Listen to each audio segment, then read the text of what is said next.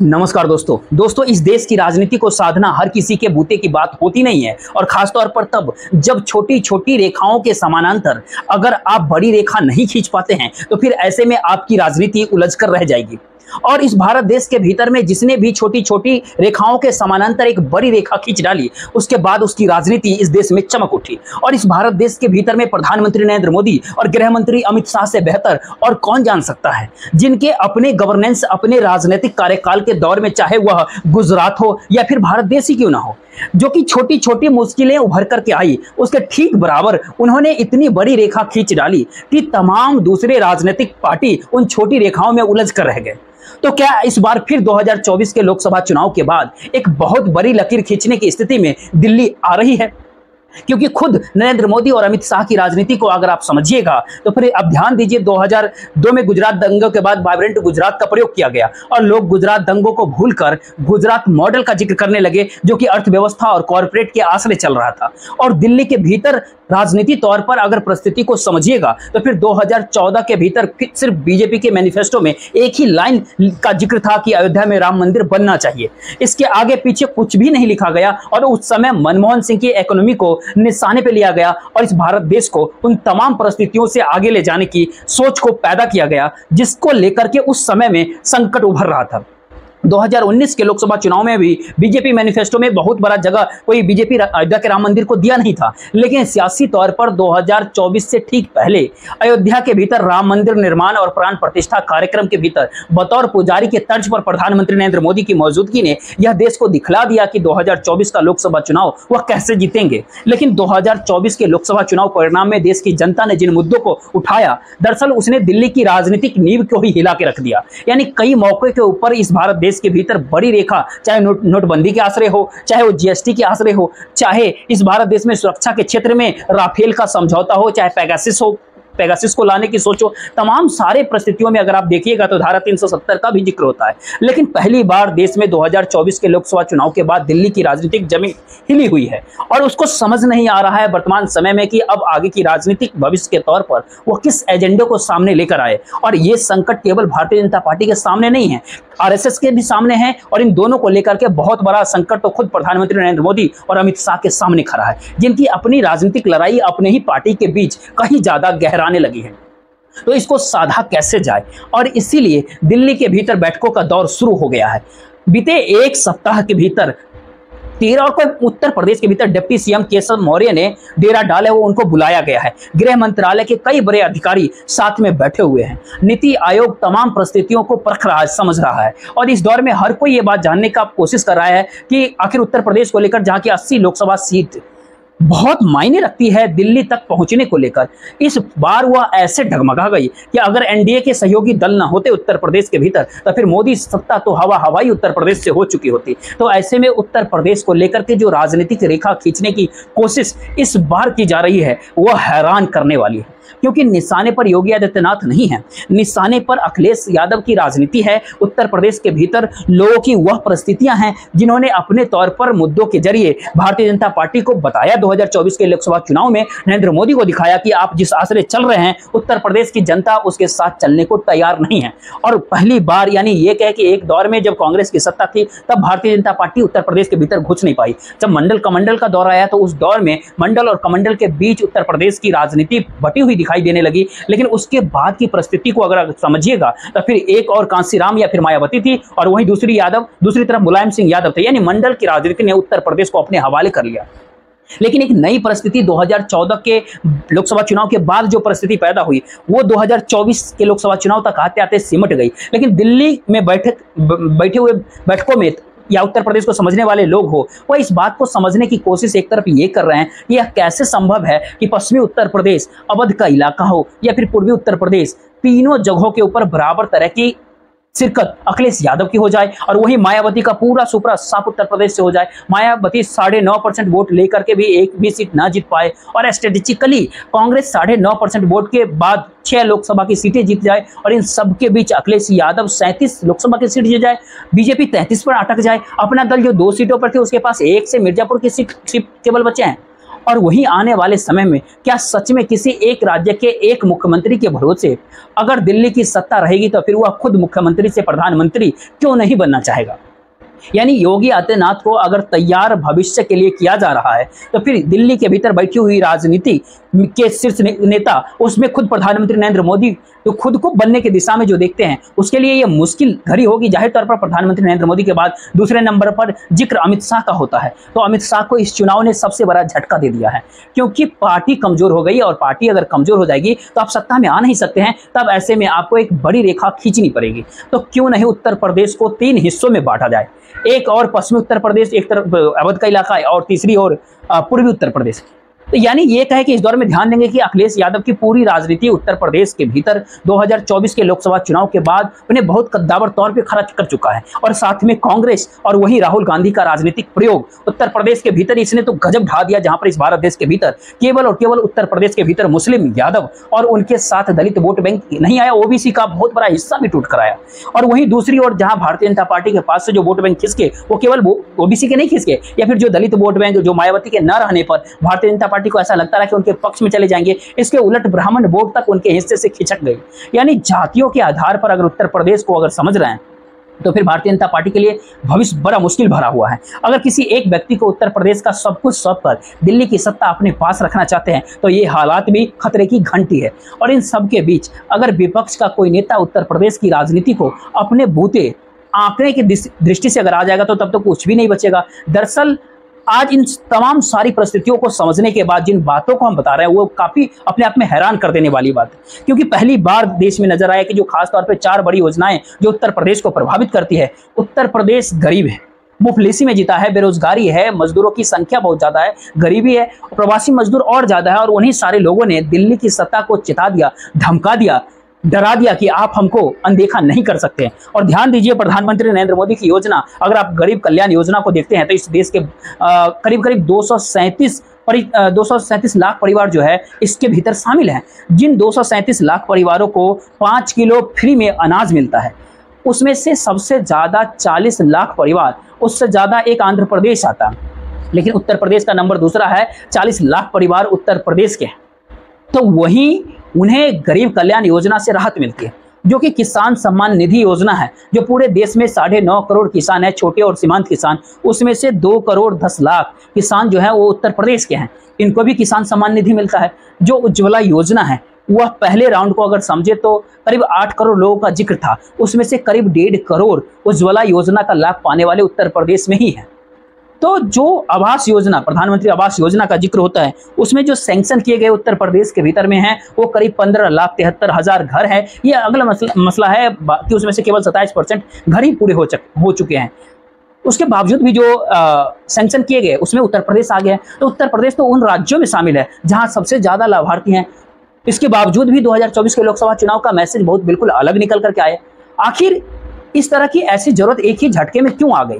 आखिर उत्तर प्रदेश के भीतर योगी की राजनीति को साधना दिल्ली के लिए मुश्किल है। योगी के पीछे आरएसएस खड़ी है, और यह भी समझना पड़ेगा जब राज्यों को बांटा जाता है तो उसमें विधानसभा का मत लेना जरूरी है, लेकिन इतना जरूरी नहीं कि उसके बगैर काम न चले, क्योंकि आर्टिकल 3 जो होती है वो साफ साफ कहता है कि संसद के पास ही राज्य पुनर्गठन का संपूर्ण अधिकार निहित है।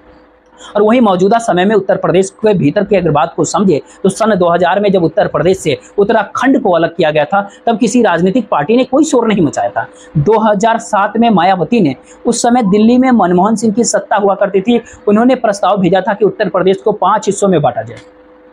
यानी मनमोहन सिंह यानी कांग्रेस की सरकार ने उसको नकार दिया और वो ठंडे बस्ते में चला गया। अब ऐसे में सवाल भारतीय जनता पार्टी के सामने है कि अगर उत्तर प्रदेश को बांटने का प्रस्ताव जो संसद के भीतर आएगा कोई विरोध नहीं करेगा सिवाय मुश्किल हालात, मतलब अखिलेश यादव के साथ ये मुश्किल हालात हो सकता है। ये मुश्किल हालात योगी आदित्यनाथ के साथ भी होगी, लेकिन वह तो बीजेपी के हैं और बीजेपी जिस रास्ते को चुनेगी उसके खिलाफ योगी जा नहीं सकते, अन्यथा बटे हुए योगी किसी भी हिस्से में वो मुख्यमंत्री रहने पाएंगे। तो अखिलेश यादव की पूरी राजनीति को साधा जाए, क्योंकि इस बार जो नजरिया सामने उभर करके आया है अगर आप उसको समझते हैं तो करीब करीब 1.5% वोट विधानसभा की तुलना में समाजवादी पार्टी का बढ़ गया। उस समय 32.06% वोट आए थे विधानसभा के भीतर समाजवादी पार्टी को, 2 साल के बाद 33.59%। यानी ये इस दौर में महत्वपूर्ण बात नहीं है, लेकिन महत्वपूर्ण बात यह है कि विधानसभा की 111 सीट समाजवादी पार्टी ने जीती थी, लेकिन आज के दौर में अगर चुनाव हो जाए तो समाजवादी पार्टी कम से कम 185 सीट या 200 सीट तक जीत सकती है, अगर साथ में कांग्रेस रहे तो।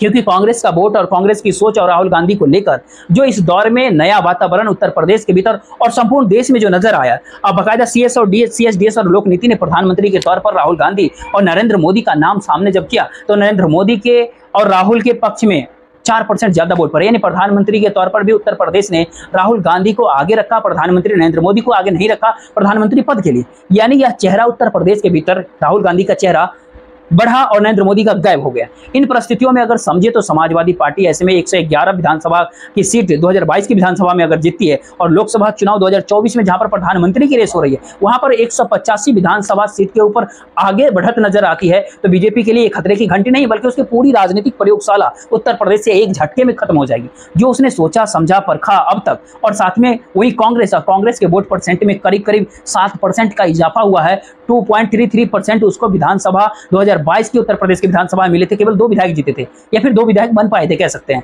लेकिन लोकसभा 2024 में 2 पॉइंट से बढ़कर के 9.46 यानी 9.5% होते हैं और 6 सांसद जीत जाते हैं कांग्रेस के।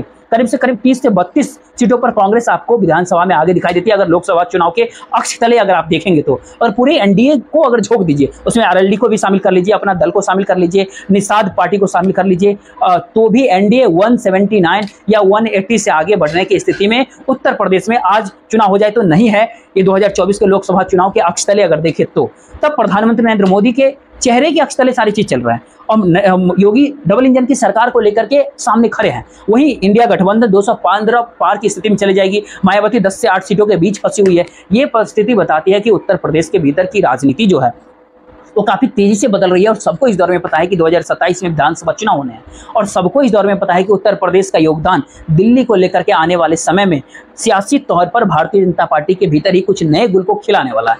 अब यहाँ पर एक सवाल उठता है कि ब्रजेश पाठक और केशव प्रसाद मौर्य योगी आदित्यनाथ बैठक बुलाते हैं, ये दोनों नहीं पहुंचते हैं जो कि डिप्टी सीएम है, दोनों डिप्टी सीएम। ये केशव प्रसाद मौर्य को दिल्ली बुला लिया जाता है कि आपको बैठकों के साथ रहना है, जरा चीजों को समझना है, बताना है, परखना है कि किस डिजाइन में उत्तर प्रदेश के भीतर चीजें चलेगी और कोई विरोध तो करेगा नहीं अगर हम 3 हिस्सों में लेकर के आए। और इन सबके बीच जो कि उत्तर प्रदेश के भीतर बिजनेस प्लान है, जो उद्योगपति है, जो बिजनेस मॉडल है, उन सबसे भी राय मशवरा किया जा रहा है कि उत्तर प्रदेश को अगर 3 हिस्सों में बांट कर चलते हैं और तीनों को हेडक्वार्टर जाहिर तौर पर राजधानी को लेकर के बदल जाएंगे, केवल लखनऊ नहीं बचेगा, तो किन किन प्रदेशों में कहां किस तेजी के साथ इन्वेस्टमेंट होगा और कैसी इंडस्ट्री आएगी, जिसका जिक्र संसद भवन के भीतर किया भी जाना है। यानी सियासी तौर पर इस भारत देश में मशक्कत काफी तेजी से की जा रही है और इसीलिए भारत में कहीं ज्यादा भारतीय जनता पार्टी के लिए मुश्किल सवाल खड़ा कर रही है। कहीं अगर आप समाजवादी पार्टी को देखें तो पश्चिमी उत्तर प्रदेश में है तो कैराना, मुजफ्फरनगर, मुरादाबाद, रामपुर, संभल का एरिया, इन तमाम जगहों पर मौजूदगी समाजवादी पार्टी की है।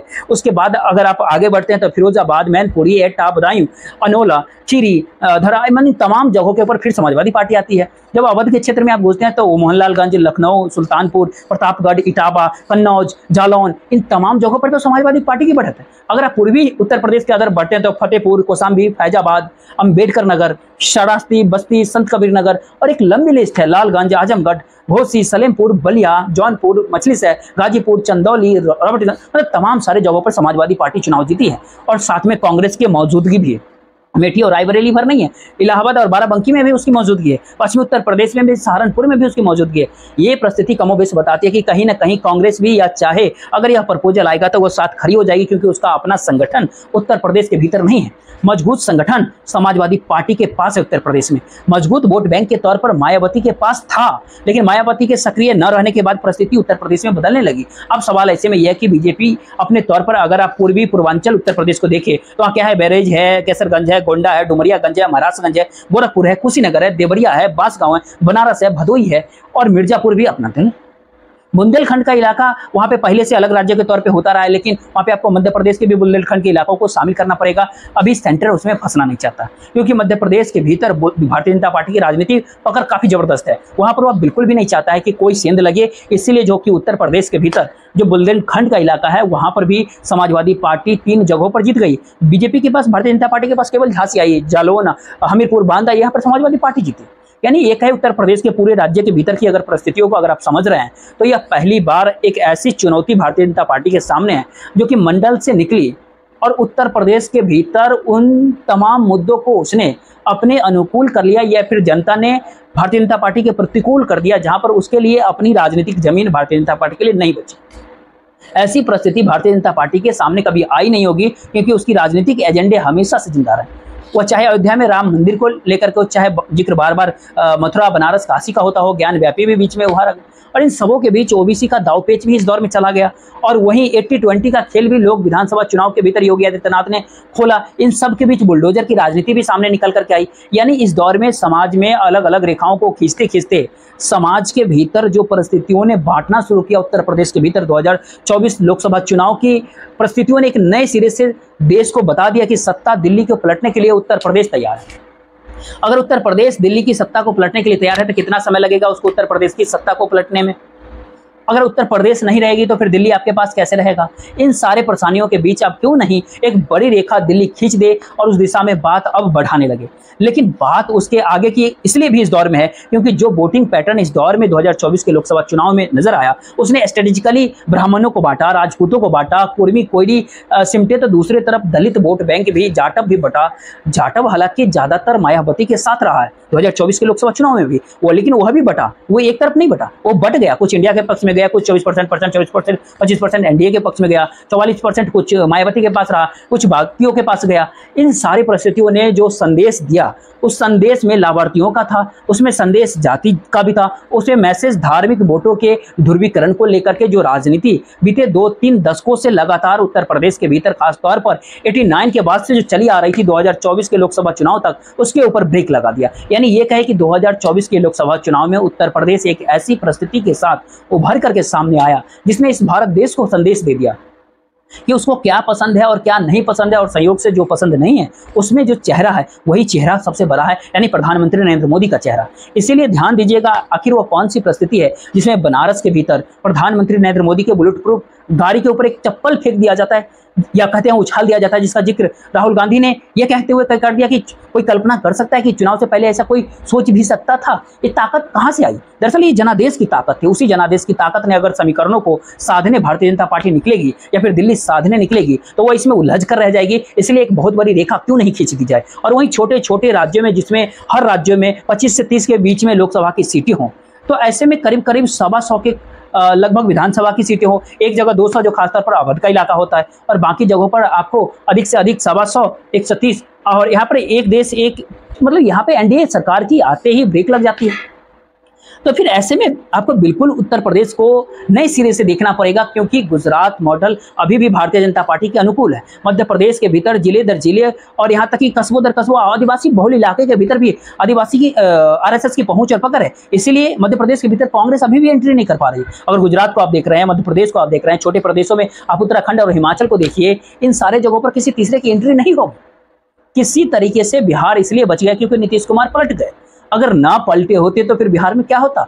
और इसकी इन सब के बीच जो पलटे उसका भी असर महाराष्ट्र में नहीं हुआ। तो अपने तौर पर आप हर जगह पर एक मोटी और बड़ी रेखा खींचनी पड़ेगी, नए समीकरण तैयार करने होंगे। राज्य अब तक पार्टियां बटी थी, अब राज्य को बांटना पड़ेगा। इसको लेकर के बिल्कुल नई सोच के साथ सामने रखना पड़ेगा, अन्यथा राजनीति सिमटती जाएगी। और ये सारे सवाल इस दौर में इसलिए काफी महत्वपूर्ण है क्योंकि पहली बार इस देश में यह भी सामने नजर आ रहा है, अगर आप जातीय दृष्टिकोण से अलग हटकर, अगर आप उम्र के हिसाब से भी अगर आप देख रहे हैं तो भी बातें फिट नहीं बैठ रही है। युवा तबका शिफ्ट हो रहा है, भारतीय जनता पार्टी का साथ छोड़ रहा है, महिलाएं शिफ्ट हो रही है। यानी 2014 और 2019 के लोकसभा चुनाव में जो बीजेपी के साथ थी वो अब शिफ्ट होते हुए नजर आ रही है। अगर आप जाति के हिसाब से भी अगर समझे, जो अपर कास्ट है उसमें भी 2% का शिफ्ट कांग्रेस के पक्ष में हो गया। इस बार भारतीय जनता पार्टी की स्थिति जस की तस रही, लेकिन उसके सहयोगियों में से खिसक गया अपर कास्ट। जो ओबीसी में भी अपर ओबीसी होता है वह करीब करीब 5% भारतीय जनता पार्टी के से छटक करके कांग्रेस के पक्ष में गया। बीजेपी में से 2% खिसका, उसके सहयोगी में से 2% खिसका। अगर आप लोअर ओबीसी के भीतर आइएगा तो वहां पर भी 3% कांग्रेस के पक्ष में गया। अपने तौर पर भारतीय जनता पार्टी पुरानी परिस्थिति में रही, दलितों में 3% कम हो गई भारतीय जनता पार्टी। तो ऐसे में इस दौर में ये साफ है कि अगर मुस्लिम एकजुट हुआ देश में, या जो भी तादाद उसके पास आ रही थी उससे, तो वो एक एंटी बीजेपी तो एक पक्ष में चला ही गया।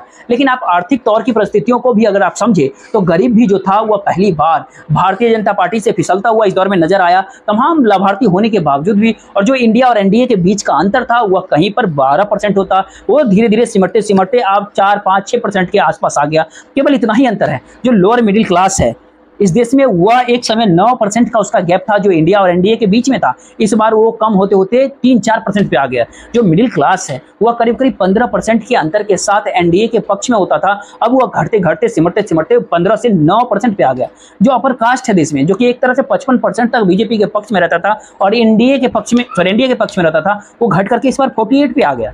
यानी ओवरऑल अगर देखा जाए तो जो दूरियां एक समय में करीब करीब 52 से 54% के बीच एनडीए के साथ रहती थी, वह इस बार घटकर 42 से 43-44% पे आ गया। इसीलिए अगर आप वोटिंग परसेंटेज को अगर देख रहे हैं उत्तर प्रदेश के भीतर भी, तो बहुत बड़ा अंतर आपको विधानसभा के भीतर और लोकसभा के भीतर नहीं आया। भारतीय जनता पार्टी के पास 41.29% वोट विधानसभा के थे उत्तर प्रदेश के भीतर, और लोकसभा में 41.37%, यानी करीब करीब ये कहे कि 0.06% बीजेपी का, भारतीय जनता पार्टी का बढ़ा। इसके बावजूद भी विधानसभा की तुलना में, इसके बावजूद भी 255 सीट अपने सत्ता में आ गए, 255 सीट लेके योगी आदित्यनाथ मुख्यमंत्री बन गए, और यहाँ पे अब घट करके 62 से 33 पे आ गए लोकसभा चुनाव में। ये खतरे की घंटी सियासी तौर पे कई निशानों को साधती है। आप ये भी कह सकते हैं कि पहला निशाना अखिलेश यादव है उत्तर प्रदेश के भीतर, जो उत्तर प्रदेश के भीतर एक सर्वमान्य नेता के तौर पर ना आ पाई तो 3 हिस्सों में उत्तर प्रदेश को बांट दीजिए। दूसरे निशाने पे योगी आदित्यनाथ हो सकते हैं उत्तर प्रदेश के भीतर, जो अपने तौर पर यह ना सोचे कि उनके बूते ही दिल्ली की सत्ता आएगी, तो क्यों नहीं उत्तर प्रदेश को 3 हिस्सों में बांट दीजिए, वहां पर एक राज्य के मुख्यमंत्री योगी आदित्यनाथ आप बन जाइए, लेकिन अवध और पश्चिमी का कुछ और होंगे, वहां पे अरवली का करेंगे कोई और मुख्यमंत्री होंगे। तो बिजनौर और बागपत की सीट जीत गई, वहां पे उसको खड़ा किया जाएगा जयंत चौधरी की पार्टी को। और आरएसएस जो खड़ी हुई है वो अपने तौर पर योगी आदित्यनाथ के पीछे, तो उसके लिए भी एक संदेश अपने तौर पे हो जाएगा। जब आप 3 हिस्सों में उसको बांटेंगे तो आप मठ की राजनीति कीजिए, आप अयोध्या को साधिए, या फिर आप जाटों की राजनीति कीजिए, आप बढ़ जाए। और इन दोनों परिस्थितियों के अलावा तीसरी बड़ी परिस्थिति राष्ट्रीय स्तर पर है, जो कि भारतीय जनता पार्टी अब समझ गई कि दरअसल अब छोटे राज्य को साध पाना, मैनेज कर पाना सियासी तौर पर बहुत आसान होगा। और शायद इसीलिए जब वह इस बात को सोच रही है तो उसके मन में कहीं ना कहीं महाराष्ट्र प्रदेश भी अब रेंग रहा है। अगर उद्धव ठाकरे साथ नहीं आएंगे तो अगली राजनीति विदर्भ को लेकर के होगी, क्योंकि विदर्भ के भीतर की 2 ही सीट जीत पाई, एक अकोला की सीट और एक नागपुर की सीट, जहां पर नितिन गडकरी चुनाव लड़ रहे थे। यानी विदर्भ में भी सुपरा साफ विधानसभा चुनाव के भीतर हो जाएगा और वहीं कांग्रेस सत्ता में आ जाएगी।